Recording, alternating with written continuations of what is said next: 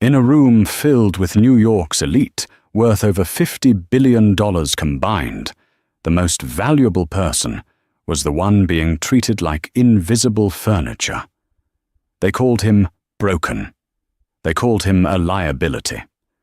But Eleanor, a waitress with $3 in her bank account, saw something the billionaires missed. She didn't just serve him a drink, she broke the strictest rule of the night. She asked the untouchable, autistic son of the city's most feared tycoon to dance. What happened in the next 5 minutes didn't just silence the room. It destroyed an empire, exposed a massive conspiracy, and changed the definition of power forever. This is the story of the dance that shook the world. The tray of crystal champagne flutes was heavier than it looked, especially when balanced on a wrist that had been sprained 2 days ago moving furniture. Elena Russo adjusted her grip, forcing a polite, invisible smile onto her face. The rule at the Plaza Hotel's grand ballroom was simple. Be a ghost. If the guests noticed you, you were failing. If they spoke to you, it was usually to complain. Tonight was the Gilded Horizon Gala, a charity event hosted by Thorn Heavy Industries. The entry ticket alone cost more than Elena's entire year of rent in Queens. The air smelled of expensive lilies, roasted duck, and the distinct metallic scent of old money. "Keep moving, Russo," the floor manager, Mr. Henderson, hissed into her earpiece. "Table 4 needs a refill, and don't look at Mr. Thorne. He's in a mood." Silas Thorne. The name was synonymous with steel, shipping, and ruthlessness. He was a man who allegedly ate competitors for breakfast. He stood near the orchestra pit, a glass of scotch in his hand, looking like a king surveying a kingdom he despised. But Eleanor wasn't looking at him. Her eyes were drawn to the shadow behind him. Sitting on a velvet bench, slightly removed from the main cluster of tuxedoed men, was a young man who looked to be about 24.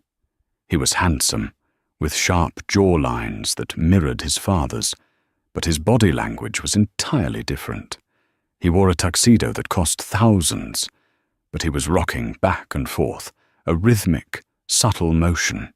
He had noise-cancelling headphones around his neck, not quite on his ears, but ready. His fingers were tapping a frantic pattern against his thigh. 1, 2, 3, 4. 1, 2, 3, 4. This was Julian Thorne, the problem. The rumour mill in the kitchen had been buzzing about him all night. "He's crazy," one busboy had said. "Not crazy, just R-worded," a dishwasher had replied cruelly. "Silas hides him away in a mansion upstate. Doesn't want the stock prices to drop because his heir can't tie his shoes." Eleanor had stayed silent during the kitchen gossip, but watching him now, her heart ached. She recognized the look in his eyes. It wasn't emptiness. It was sensory overload. The clinking of silverware, the roar of laughter, the string quartet. It was likely hitting him like physical blows. She made her way to table 4, pouring champagne for a group of socialites led by Bianca St. James. Bianca was the kind of woman who was famous simply for being famous, an heiress to a hotel fortune who treated scandal like a currency. "It's embarrassing, really," Bianca said, her voice carrying intentionally loud. She gestured with her manicured hand toward Julian. "Silas brings him out once a year to show he's a family man. But look at him. He's twitching like a glitching computer. It ruins the aesthetic of the evening." The men at the table chuckled nervously. "He's harmless, Bianca." "He's a waste of a legacy," Bianca snapped, sipping her drink without even acknowledging Elena pouring it. "Imagine Thorn Industries going to that. I heard he doesn't even speak. He just hums. If I were Silas, I'd have put him in a nice institution in Switzerland years ago." Elena's hand trembled. A drop of champagne missed the glass and landed on the white tablecloth, a tiny, dime-sized spot. Bianca gasped, as if she'd been shot. "You clumsy idiot! That's vintage lace!" "I'm so sorry, Mom," Elena whispered, grabbing her napkin. "Get away from me," Bianca hissed, shoving Elena's hand away. "Just go. You people are incompetent." Elena retreated, cheeks burning. She backed away toward the periphery of the room, near the velvet bench where Julian sat. She needed a moment to breathe before Mr. Henderson fired her. She looked down. Julian had stopped rocking. He was looking at her. No, not at her face, at her shoes, her cheap, rubber-soled work shoes. He looked up, meeting her eyes. His gaze was intense, piercing, and terrifyingly intelligent. It wasn't the vacant look the staff had described. He looked trapped. A drunk investor stumbled past, bumping into Julian's knees. "Watch it, retard," the man muttered, spilling a bit of scotch on Julian's sleeve. Julian flinched violently, his hands coming up to cover his ears, a low, keening sound escaping his throat. The investor laughed and kept walking. Silas Thorne, the father, was 20 feet away, embroiled in a conversation about tariffs, his back turned to his son. Nobody moved. The room saw it happen, and they did exactly what high society does best. They pretended nothing was happening. They ignored the distress of a human being because it was socially inconvenient to acknowledge it. Elena felt a heat rise in her chest that had nothing to do with embarrassment and everything to do with rage. She knew what it was like to be invisible.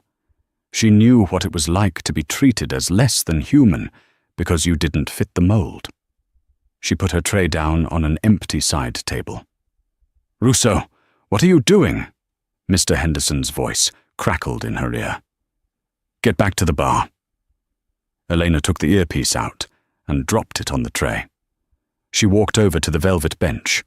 Julian was hyperventilating now, his eyes squeezed shut, the rhythm of his rocking increasing. He was on the verge of a meltdown. Elena didn't touch him. She knew better.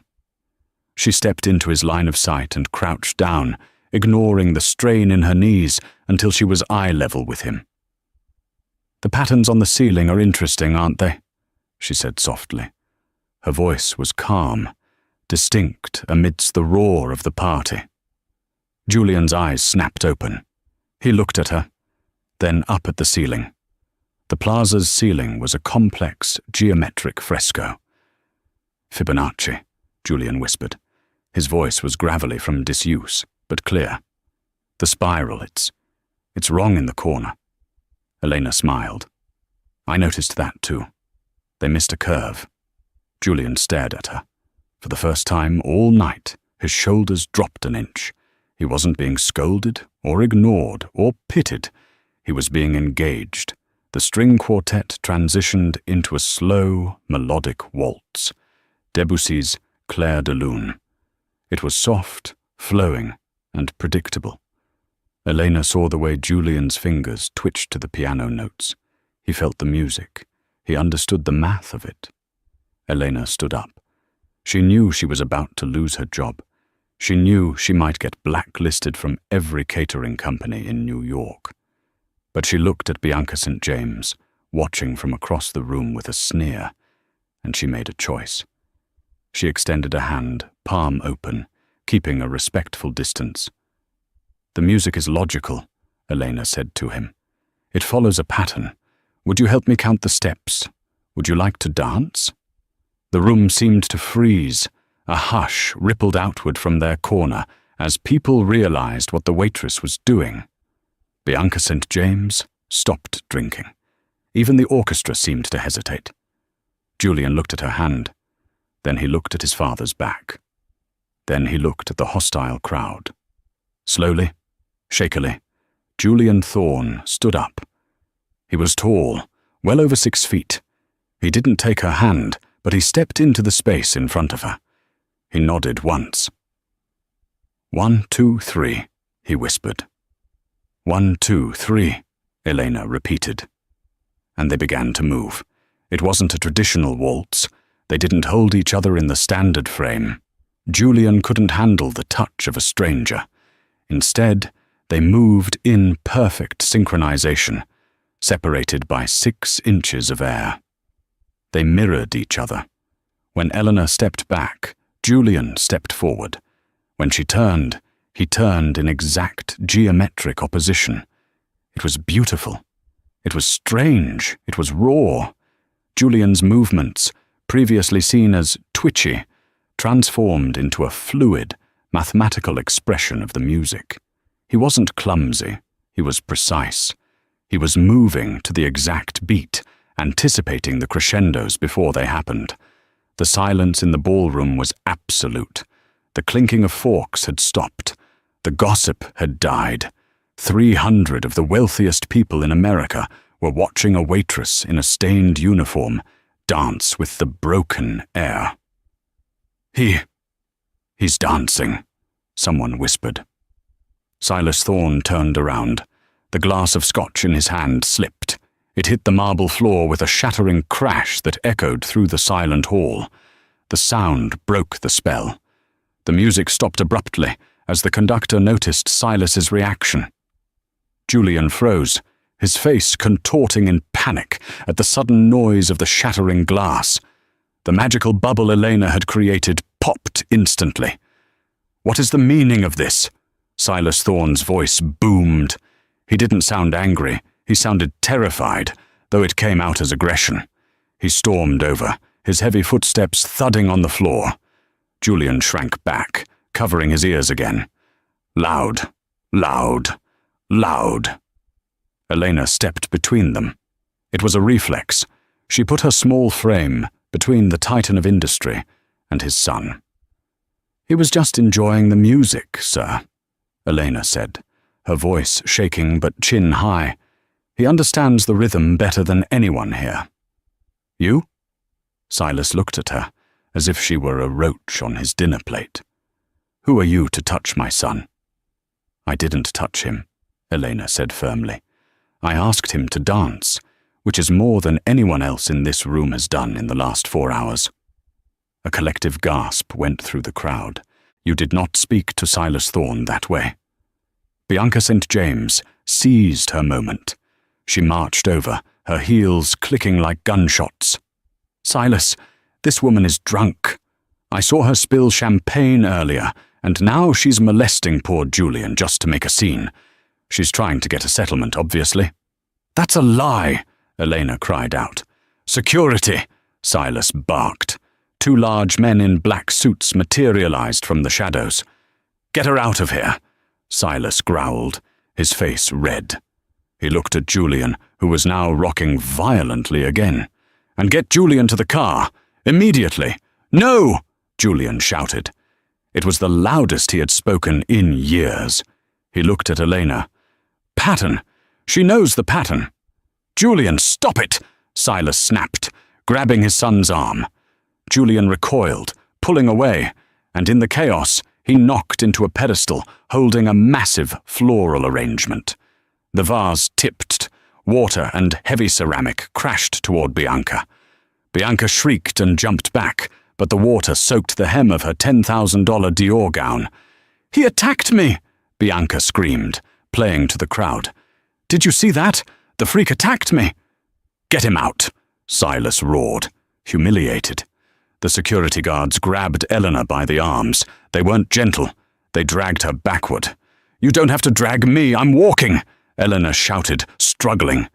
She locked eyes with Julian one last time. He looked devastated. He looked like the door to the world had opened for a second, and then slammed shut. "1, 2, 3, Elena mouthed to him. Julian's lips moved, mimicking her. Elena was hauled out the service exit and thrown, literally thrown, onto the damp pavement of 58th Street. "Don't come back, or we'll have you arrested for trespassing," the head of security spat, tossing her purse onto the ground next to her. Elena sat on the cold concrete, her knees scraped, her uniform ruined. She had lost her job. She would likely be evicted next week. She had humiliated the most powerful man in New York. She put her head in her hands and began to cry. But she didn't know that inside the ballroom, someone had been recording. A teenage daughter of a tech mogul had live-streamed the entire dance and the subsequent brutality on TikTok.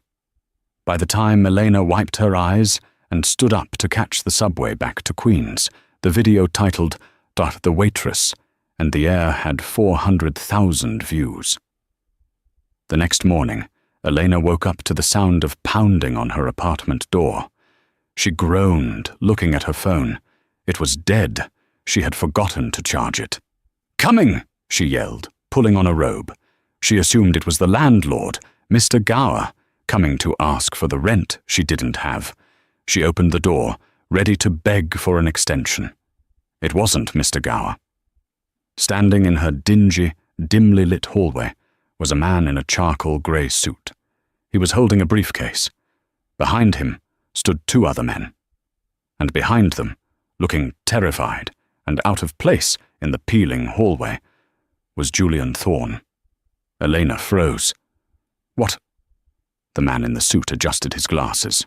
"Ms. Russo, my name is Arthur Penn. I am the personal attorney for Mr. Silas Thorne." Elena tried to slam the door. "I didn't steal anything. If Bianca said I hurt her, she's lying." Arthur Penn put a hand out to stop the door. "We aren't here to sue you, Miss Russo." Elena paused. She looked at Julian. He was wearing a hoodie and noise-cancelling headphones, looking at the peeling paint on her doorframe. "Then why are you here?" "Julian refused to eat breakfast," Arthur said. His voice strained. "He refused to get in the car. He refused to look at his father. He has said only one thing for the last 8 hours." Arthur sighed and looked at the billionaire's son. Julian looked up at Elena. His eyes were clear. He pointed at her. "Pattern?" Julian said. "Need the pattern?" Arthur cleared his throat. "Mr. Thorne would like to offer you a job, a very specific job.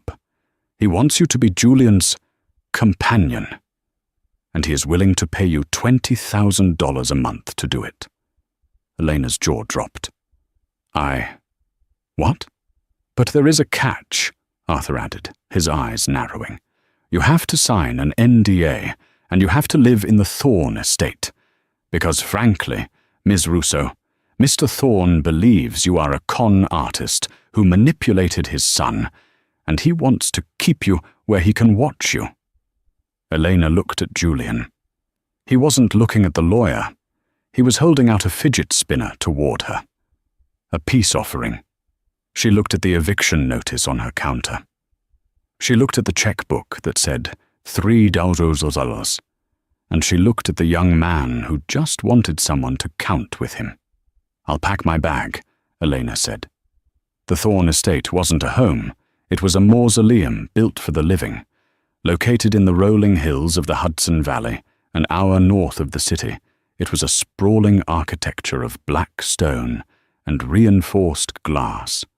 The locals called it the Iron Citadel. Elena sat in the back of the town car, clutching her meager bag of belongings. Beside her, Julian sat perfectly still, his eyes closed, his fingers tracing the leather stitching of the seat in a repetitive loop. When the car pulled up to the massive front doors, Silas Thorne was waiting. He wasn't alone. He was flanked by Mrs. Gable, a housekeeper with a face carved from granite, and a man in a white coat who looked less like a doctor and more like a scientist. "Get out," Silas commanded. Elena stepped out into the crisp air. The silence here was heavy, oppressive. "Rules," Silas said, not bothering with a greeting. 1, you are here to keep him calm. 2, you do not speak to the press. 3, you do not leave the grounds. 4, you administer his medication at 8 a.m. and 8 p.m. sharply. If you miss a dose by 5 minutes, you are fired and I will sue you for breach of contract. He signaled to the man in the white coat. "This is Dr. Orris. He manages Julian's condition." Dr. Orris smiled, but it didn't reach his eyes. "Pleasure, Miss Russo. Julian has a very fragile neurochemistry. Routine is God. Deviation is poison. Do we understand each other?" "I understand," Elena said, though a cold shiver went down her spine. She was shown to her room, a guest suite that was nicer than any apartment she'd ever lived in, yet felt like a prison cell. Then she was taken to Julian's wing. It was stark white. The furniture was bolted to the floor. There were no sharp edges, no colors, no art. It looked like a high-end asylum. Julian walked into the room and immediately went to the corner, sitting on a weighted beanbag chair.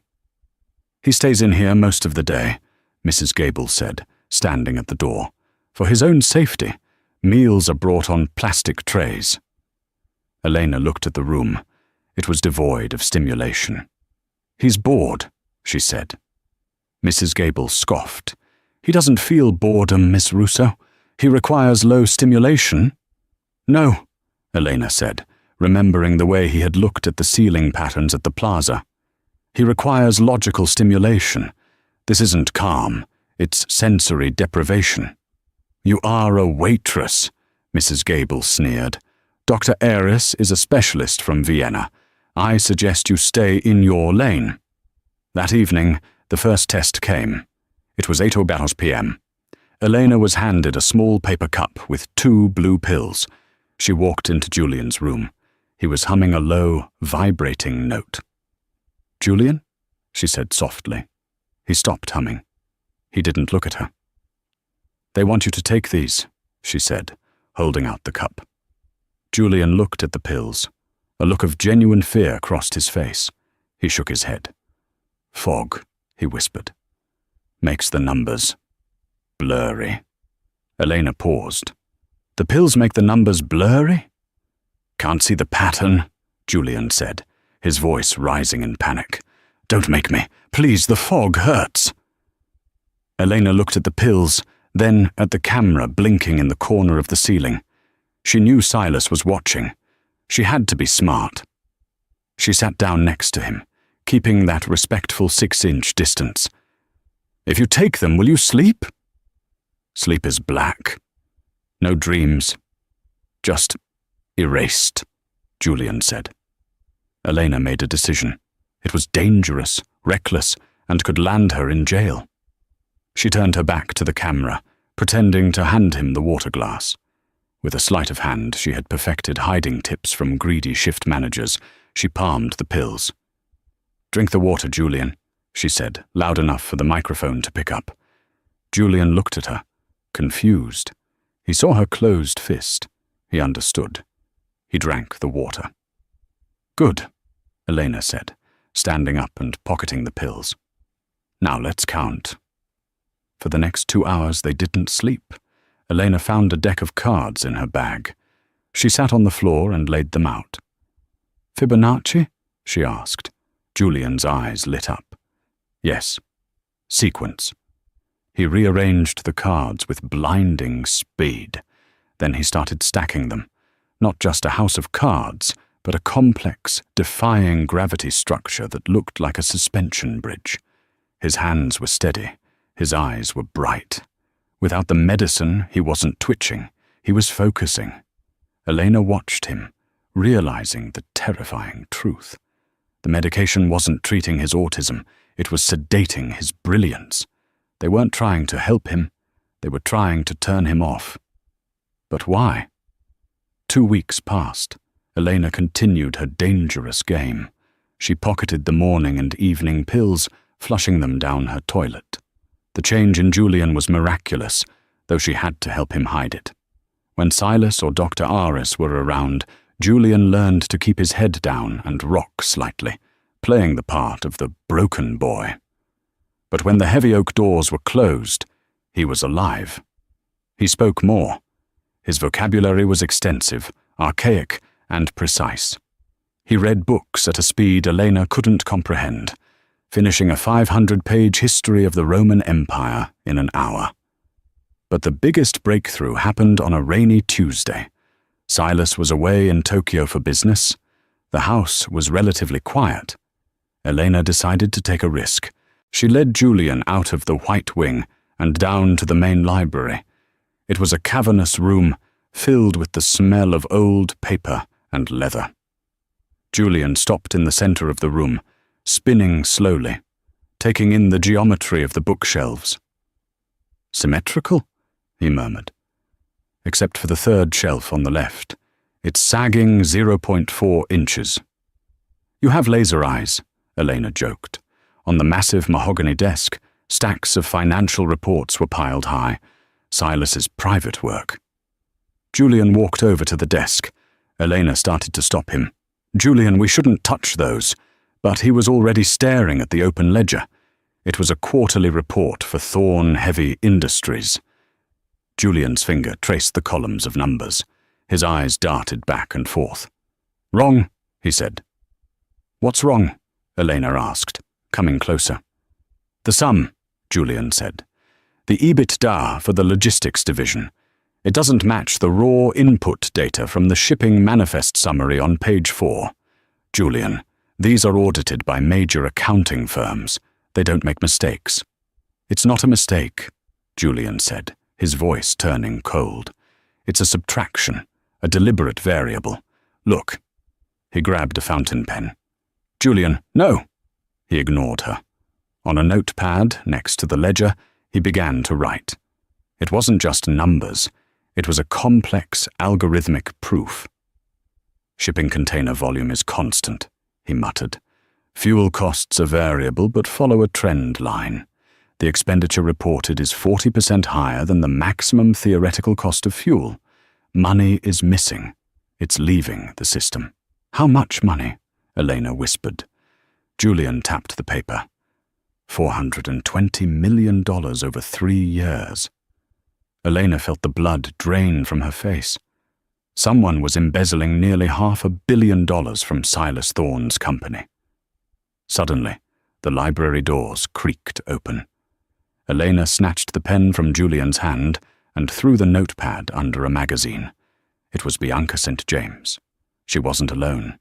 She was walking with Arthur Penn, the lawyer who had hired Elena. They looked comfortable. Too comfortable. Arthur's hand was resting on the small of Bianca's back. They jumped apart when they saw Elena. "What are you doing in here?" Bianca snapped, her face twisting into a scowl.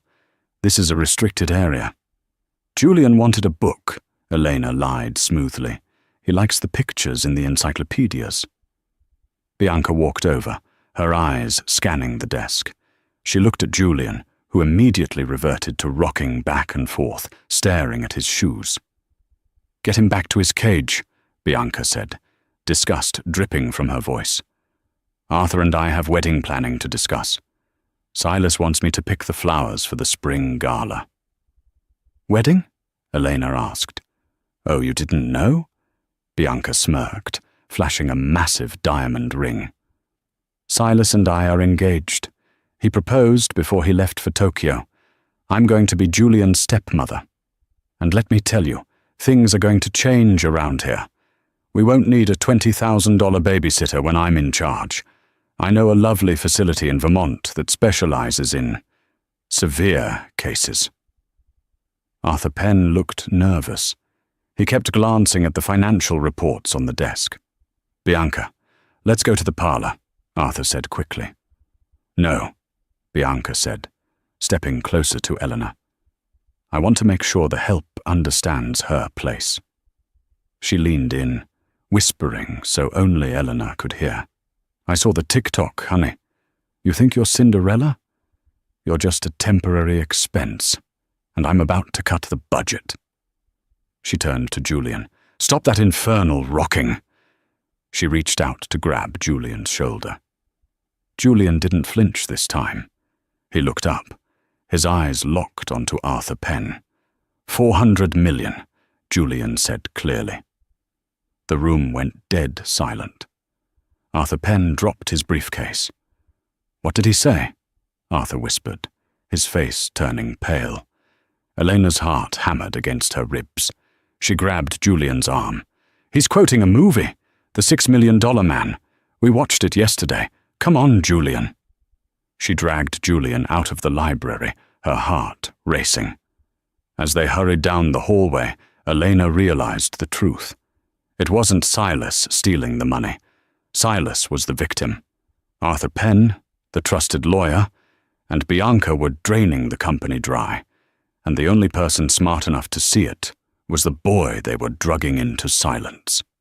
That night, the atmosphere in the house shifted. The staff seemed more aggressive. The guards outside the White Wing were doubled. Elena paced in her room. She knew Arthur Penn wasn't stupid. He had heard Julian. He knew that Julian wasn't as gone as the medical reports claimed. At 2:15 a.m., her door handle jiggled. It was locked. A key turned in the lock. Elena grabbed a heavy brass lamp from the bedside table. The door opened. It wasn't an assassin. It was Julian. He was wearing dark clothes, moving silently. He put a finger to his lips. "They are coming," he whispered. "Who?" "The men with the needles," Julian said. "I heard Dr. Aris on the phone. They are going to up the dosage. Permanent sleep, a coma induction." Elena dropped the lamp. They were going to lobotomize him chemically to keep him quiet. "We have to leave," Elena said. "Now." "The perimeter alarm is set," Julian said, "but the delivery gate opens at 3:15 a.m. for the bakery truck. 45-second window." "How do you know that?" "I counted the intervals," Julian said simply. Elena grabbed her coat and shoved her wallet and phone into her pocket. "Let's go." They moved through the darkened mansion like shadows. Elena realized that Julian wasn't a burden. He was the guide. He knew exactly which floorboards creaked. He knew the rotation of the security cameras, counting the seconds under his breath. 3, 2, 1, cross. They made it to the kitchen. The smell of rising dough filled the air. The back door was a heavy steel slab. "Wait," Julian said. He pointed to the keypad. "The code changes daily based on the date and the shift manager's employee ID. Do you know the ID?" "I saw it on his badge 3 weeks ago," Julian said. He typed in a long string of numbers. Beep, click. The door hissed open. They slipped out into the cold night air, running toward the service gate. The bakery truck was just pulling in, its headlights cutting through the fog. As the truck passed through the gate, Elena and Julian sprinted through the gap behind it. "Hey!" A guard shouted from the booth. "Stop!" Sirens began to wail. The floodlights of the estate snapped on, turning the night into blinding day. "Run!" Elena screamed, grabbing Julian's hand. They scrambled down the embankment, sliding through mud and dead leaves, hitting the tree line just as the estate's SUVs roared out of the gate. They ran for a mile through the woods, Julian keeping a steady, athletic pace that surprised Elena. They emerged onto a secondary road. "My car isn't here," Elena panted. "We need a ride." A beat-up pickup truck was coming down the road. Elena ran into the middle of the lane, waving her arms. The truck screeched to a halt. An old farmer looked out. "Lady, you got a death wish." "Please," Elena begged. "We need to get to the city. We have money." She didn't really, but she hoped Silas's credit card, which she had been given for incidentals, hadn't been cancelled yet. The farmer looked at Julian, who was shivering, mud-streaked, but calm. "Hop in the back," the farmer grunted. As they sat in the bed of the truck, the wind whipping their hair, Julian looked at Elena. He reached into his pocket and pulled out a crumpled piece of paper. It was the page from the library notepad. The proof of the embezzlement. "I kept the variable," Julian said. Elena laughed, a sound of pure relief and adrenaline. She wrapped her arm around him. He stiffened for a second, then relaxed, leaning his head on her shoulder. "You're brilliant, Julian Thorne," she said. "We are outliers," he replied. "Statistically unlikely." "Where are we going?" he asked after a moment. "To the one place your father hates more than anything, Elena said, her eyes hard. "We're going to the press." The next morning, New York City woke up to a bombshell. But it wasn't the story Elena planned to tell. They were hiding in a cheap motel in the Bronx. Elena turned on the TV. Breaking news flashed on the screen. A photo of Elena's face, a mugshot from a parking ticket years ago, was plastered next to Julian's. "Kidnapped," the headline screamed. "Billionaire heir abducted by disgruntled employee." The news anchor's voice was grave. "Police are searching for Elena Russo, 26, who was seen fleeing the Thorne estate last night. Authorities warn that she is dangerous and may be manipulating Julian Thorne, who has severe cognitive disabilities and requires life-sustaining medication. Silas Thorne has offered a $5 million reward for the safe return of his son." Elena stared at the screen. "They spun it," she whispered. "They made me the villain." She looked at Julian. He was sitting on the motel bed, taking apart the motel's alarm clock and putting it back together. "They say I need the medicine," Julian said, not looking up. "If I don't go back, they will say you killed me." "I'm not taking you back there," Elena vowed. "Then we need a bigger variable," Julian said. He put the last screw into the clock. "My father respects leverage. We have the numbers, but we need a platform." Elena looked at her phone. The TikTok video from the dance was still viral. "We don't need a press conference," Elena realized. "We have the internet." She opened her bag and took out her phone. "Julian," she said, "do you trust me? The probability of you hurting me is less than 0.01%, he said. "Yes." "Then get ready," she said, hitting the record button. "We're going live." The motel room smelled of stale cigarette smoke and cheap lemon cleaner. It was a stark contrast to the lilies and champagne of the plaza. But to Elena, it felt like the first breath of freedom she'd had in weeks. She propped her phone up against the base of the lamp, stacking a Bible and a takeout menu behind it to get the angle right. Her hands were shaking. "Are you ready?" she asked Julian. Julian was pacing the small room. 1, 2, 3, turn. 1, 2, 3, turn. He stopped and looked at the phone's black screen. "The variable is time," he said. "The police response time to a reported sighting is approximately 12 minutes in this district. We have 12 minutes to change the dataset." "Change the dataset?" "Public perception," Julian corrected. "If they think I am a victim, I lose. If they see I am the architect, I win." Elena hit go live. The screen flickered. The title she chose was simple: "The Truth About Julian Thorne." Because of the national manhunt, the algorithm pushed the notification instantly. 10 viewers, 500 viewers, 10,000 viewers. The counter spun so fast it blurred. Comments cascaded up the screen like a waterfall of digital noise. "Is that her? Run, girl! Kidnapper! Where is Julian?" Elena took a deep breath. She looked directly into the lens.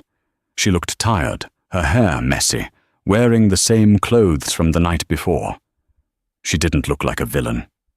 She looked desperate. "My name is Elena Russo," she began, her voice steady, despite the adrenaline coursing through her. "The news says I kidnapped Julian Thorne.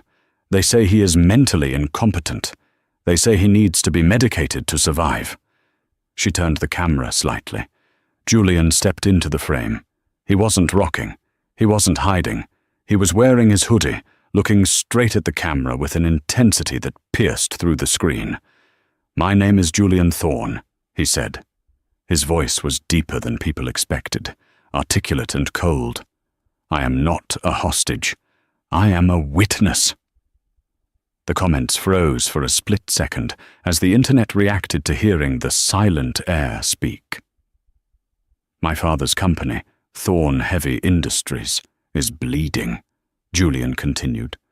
He held up the crumpled pages from the library, now smoothed out and covered in his frantic, brilliant handwriting.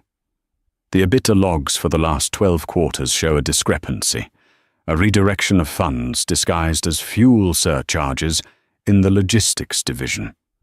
He held the paper closer to the lens. Arthur Penn. Bianca St. James. They created a shell company called Apex Horizon. The money flows there. $420 million. Elena watched the view count hit 2 million. They have been drugging me, Julian said, his voice cracking slightly. Not to help me, to keep me from counting. Because when I count, the numbers don't lie. People lie. Numbers do not. Elena stepped back into the frame. Silas Thorne, if you are watching this, look at the ledger. Look at the logistics manifests. Your son isn't broken. He's the only one who was paying attention. Suddenly the sound of sirens cut through the air. Red and blue lights flashed against the thin curtains of the motel window. They're here, Elena whispered. Julian looked at the door. 7 minutes. They were early. Open up! Police! A bullhorn boomed from outside.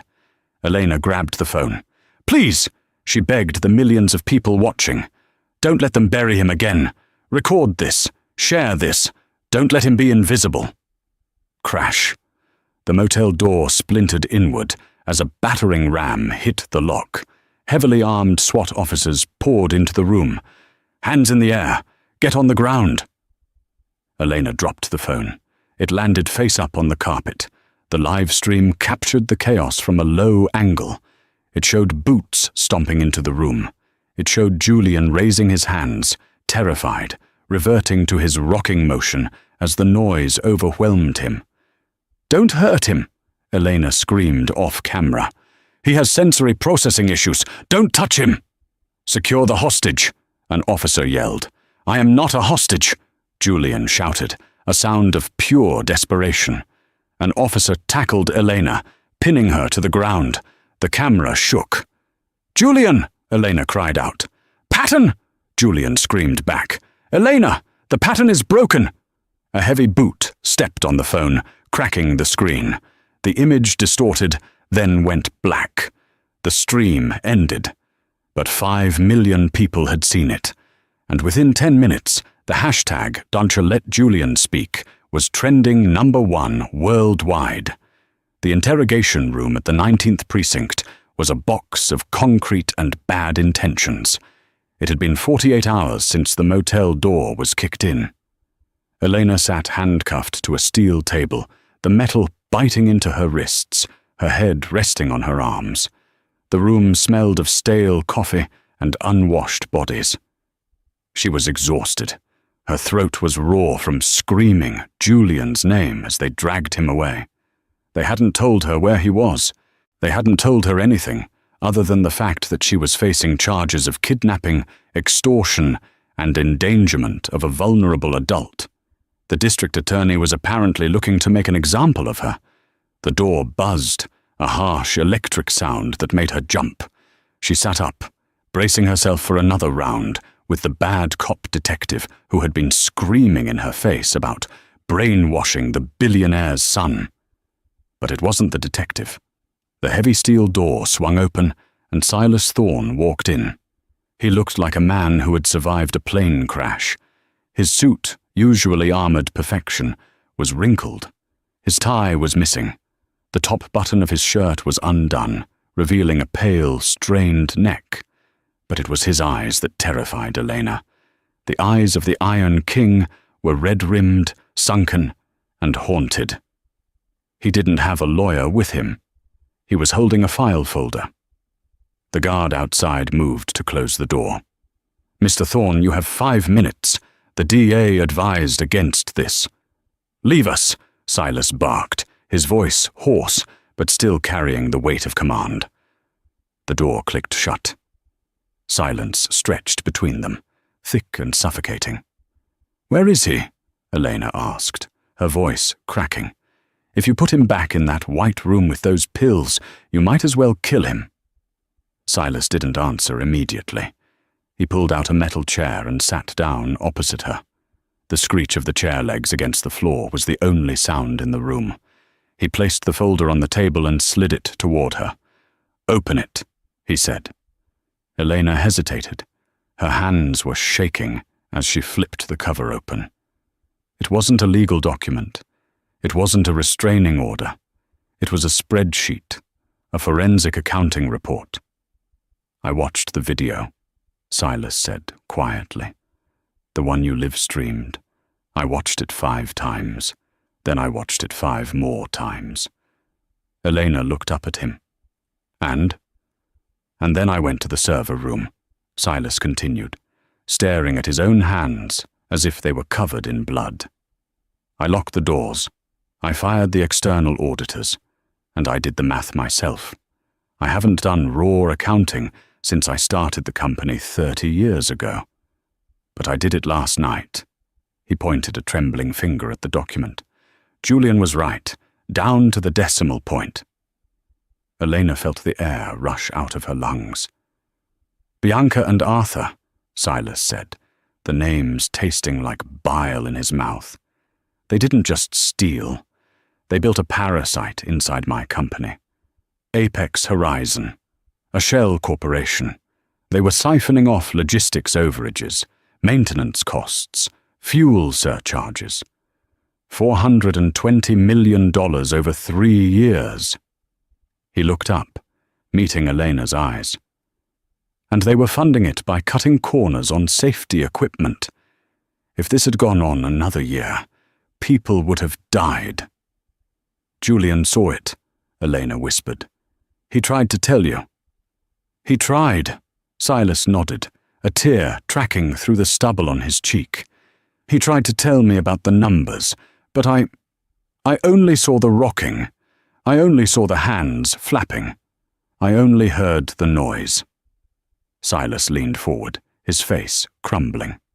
"I was so obsessed with the image of perfection that I couldn't see the genius in front of me. I drugged him, Ms. Russo.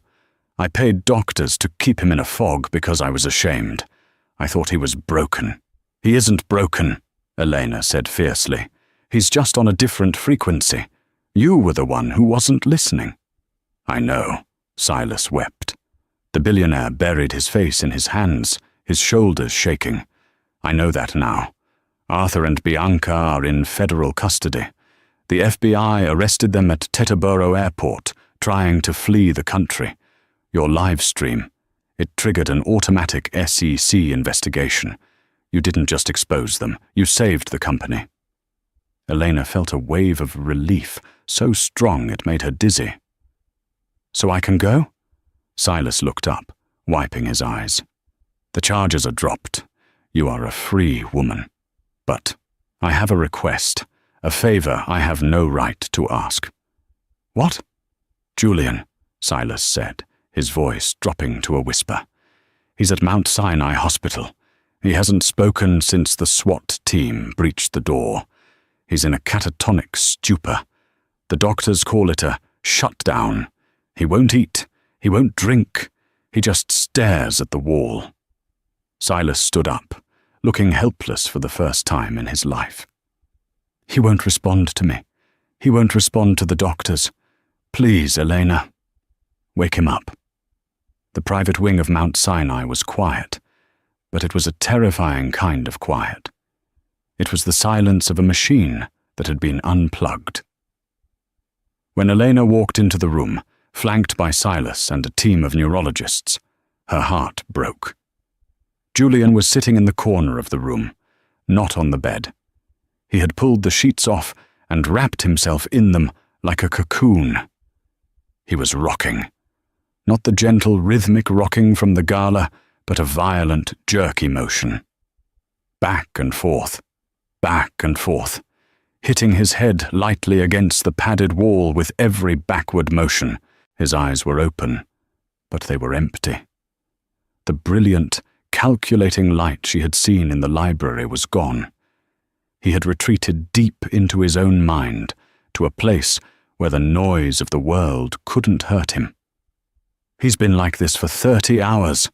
Dr. Evans," the head of neurology, whispered to Elena. We're considering sedation to get fluids into him." "No sedation," Elena said sharply. "No more drugs. That's what started this." She kicked off her shoes. She needed to be grounded. She needed to be quiet. "Everyone out," she commanded. "Ms. Russo, medical protocol dictates—" Dr. Evans started. "Get out," Silas Thorne roared, turning on the doctor. "Do as she says." The room cleared. The door clicked shut. It was just Elena and the boy who counted the world. She didn't rush him. She didn't touch him. She walked to the center of the room and sat down on the floor, crossing her legs. She was about 10 feet away from him. She waited. The rocking continued. Thump, thump, thump. Elena closed her eyes and listened to the rhythm of his distress. It was fast, chaotic. It was a prime number beat. 7/8 time, irregular, panicked. She began to tap her hand on the floor. She didn't match his rhythm. She introduced a counter rhythm, a slow, steady 4/4 beat. Tap, tap, tap, tap. She did this for 5 minutes. Julian didn't stop, but the intensity of his rocking lessened. His brain, always seeking patterns, was picking up on the new variable in the room. Then she began to hum. She chose the song from the night they met. Debussy's Clair de Lune. But she hummed it slowly, stripping away the complexity, leaving only the mathematical skeleton of the melody. Julian's head stopped hitting the wall. He froze. "The sequence," Elena whispered into the space between them. "It's incomplete, Julian.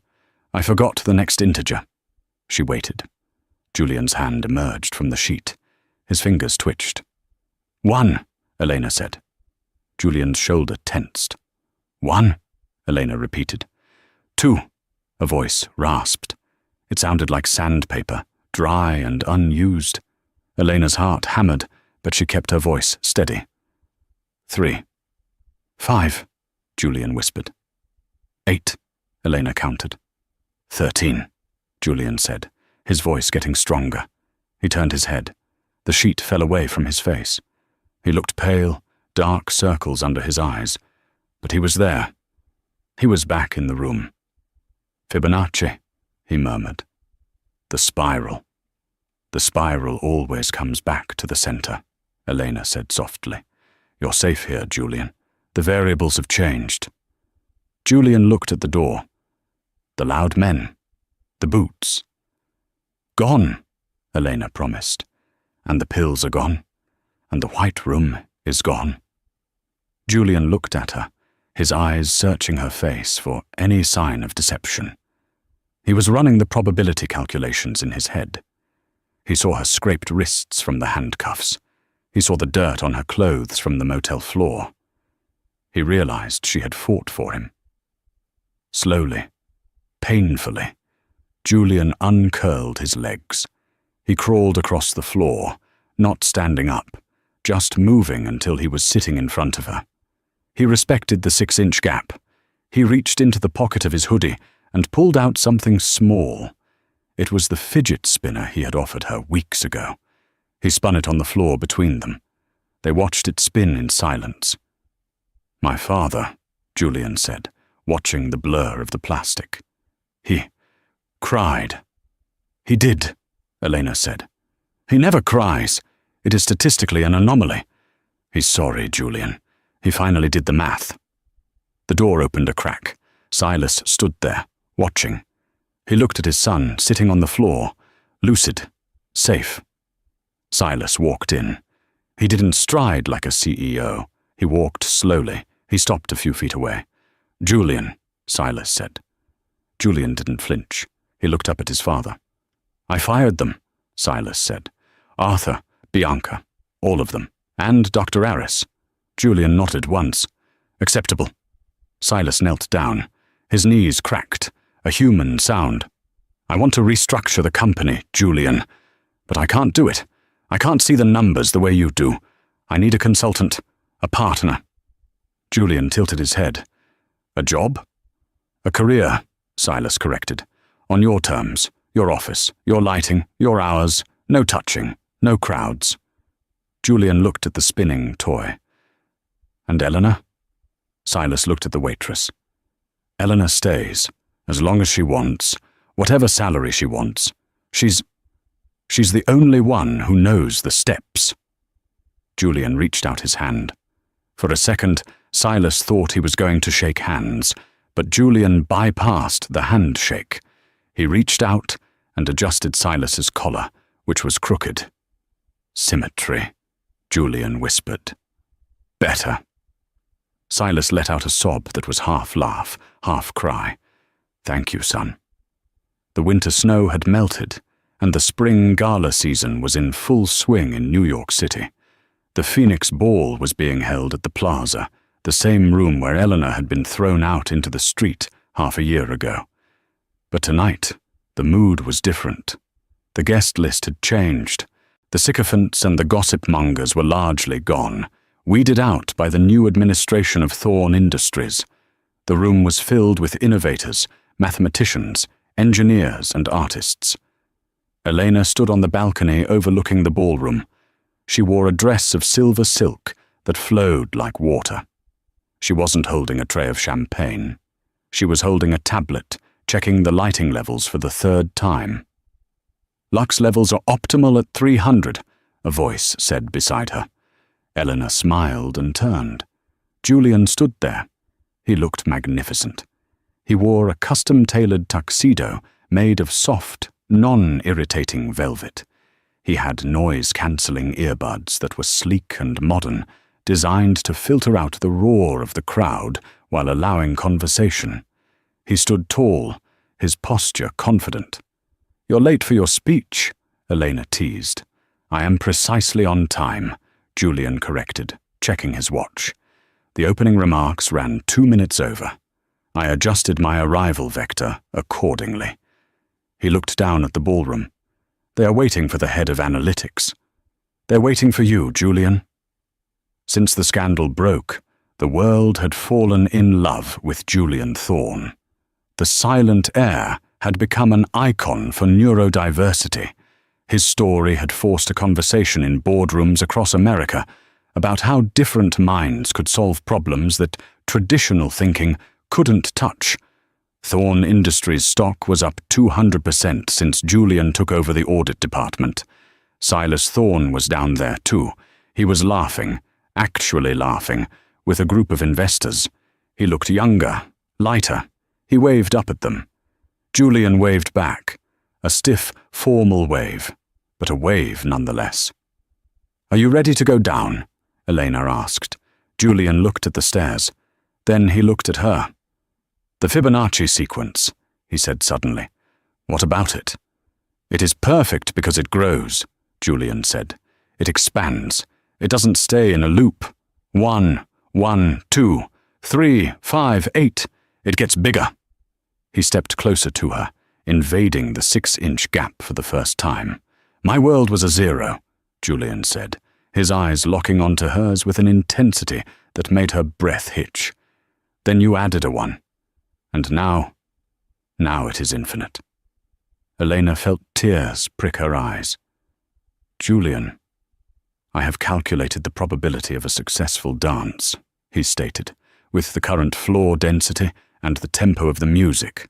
And the probability is 100%, he said, if you are the variable." He held out his hand, not in a demand, but in an invitation. Elena placed her hand in his. His grip was firm, warm, and real. They walked down the grand staircase together. The room went silent as they entered, but Julian didn't flinch. He didn't look at his shoes. He looked straight ahead, holding the hand of the woman who had taught him that he didn't have to be invisible to be safe. The orchestra conductor, who had been briefed extensively on the acceptable decibel levels, raised his baton. The music began. It wasn't a classic waltz. It was a custom piece, written by a composer Julian admired. It was mathematical, intricate, weaving polyrhythms into a tapestry of sound. To anyone else, it might have been hard to dance to. But for Julian and Elena, it was breathing. They moved to the center of the floor. They spun, they stepped, they mirrored each other's movements with a telepathic connection that mesmerized the room. Silas watched from the sidelines, a glass of sparkling water in his hand, beaming with pride. As the music swelled to a crescendo, Julian did something he had never done. He stepped in, closed the frame, and placed his hand gently on Eleanor's waist. He spun her, a perfect, geometric spiral, and caught her. The crowd erupted into applause. Julian looked at Eleanor, a rare, genuine smile breaking across his face. "What comes next?" Eleanor asked, breathless. "Everything," Julian said. "Everything comes next." And that brings us to the end of the rhythm of silence.